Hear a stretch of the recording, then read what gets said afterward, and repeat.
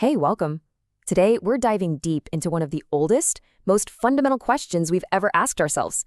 A question that really gets to the core of who we are. Right there, who are we? What does it actually mean to be human?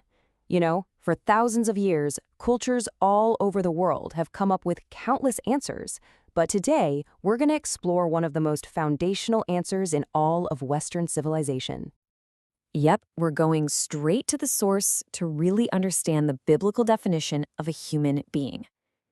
And what we find is a story that unfolds across the Old and New Testaments, revealing a creature that's complex, conflicted, and, this is the most important part, radically unfinished.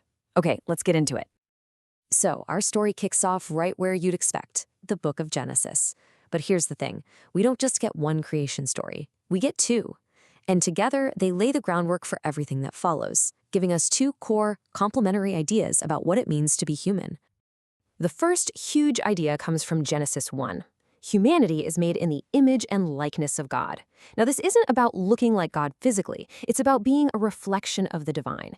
It gives us this unique dignity and what the text calls a viceregal dominion, which is just a powerful way of saying we have a special responsibility to act as caretakers of creation. And because of this special status, human life is seen as sacred.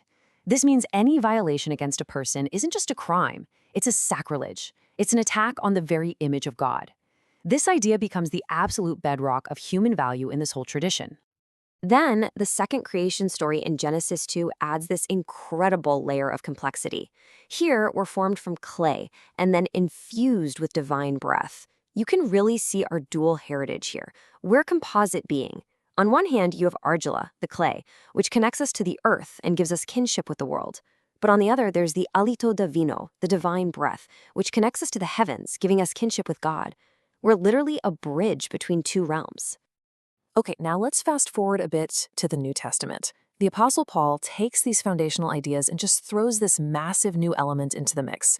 A deep, profound internal conflict that he says defines the entire human experience. So Paul gives us two key terms. The first is sarx. Now, you'll often see this translated as flesh, but it is so much more than just our physical body. For Paul, sarx represents the whole human condition when it's lived on its own terms, cut off from God. It's a state of weakness that can actually turn into hostility towards the divine. And the opposing force to sarx, that's pneuma, or spirit. This is the realm of connection, the space where we can actually enter into a dialogue with God. It isn't something we just have from the start. It's the reality we're pointed towards, the thing we need for our ultimate completion. And this right here sets up the core tension Paul introduces, this constant pull between a life defined by sarx and a life guided by pneuma. To really explain this conflict and how to resolve it, Paul comes up with this brilliant framework using the story of the very first human. He draws this amazing parallel between two key figures, the first Adam and the last Adam. Let's see how he builds this out. So Paul basically describes two types of human. First, you've got what he calls the psychic man, represented by the first Adam. This is us, the natural, historical human, driven by the psyche, which is our basic life force, and, well, ultimately subject to death. But then, in contrast, there's the spiritual man, who is represented by the last Adam. Now, this isn't someone from the past. This is the future, the definitive human, animated by the pneuma, the spirit, and destined for a totally new kind of life. Now, the order here is absolutely critical. See, Paul was directly challenging some other ideas at the time, Gnostic ideas, that a perfect spiritual man existed way back in the beginning. Paul says no way.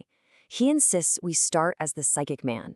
The spiritual state is our destination, not where we began. The whole point is that this is a journey. We're always in a process of becoming something more. So, how do we make that journey?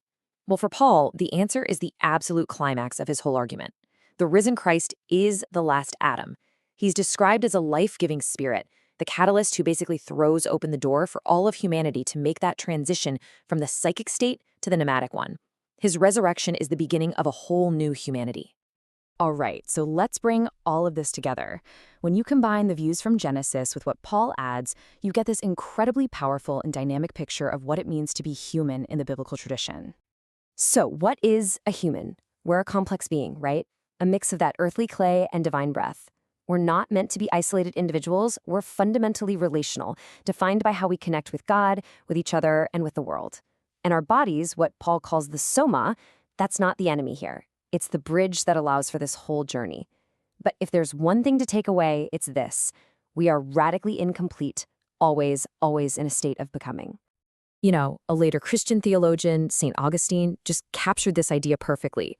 He wrote that man is not God, but capax Dei, which means capable of God. Our incompletion isn't some flaw we should be sad about. It's our defining feature. It's our greatest potential. It's that empty space inside us that makes a relationship with the divine and this whole journey of transformation even possible. And that leaves us with one final, pretty provocative thought. If the biblical story tells us that humanity is fundamentally unfinished, that we're always in a state of becoming, then the real question isn't just who are we? It's what are we becoming? Thanks for joining me for this one.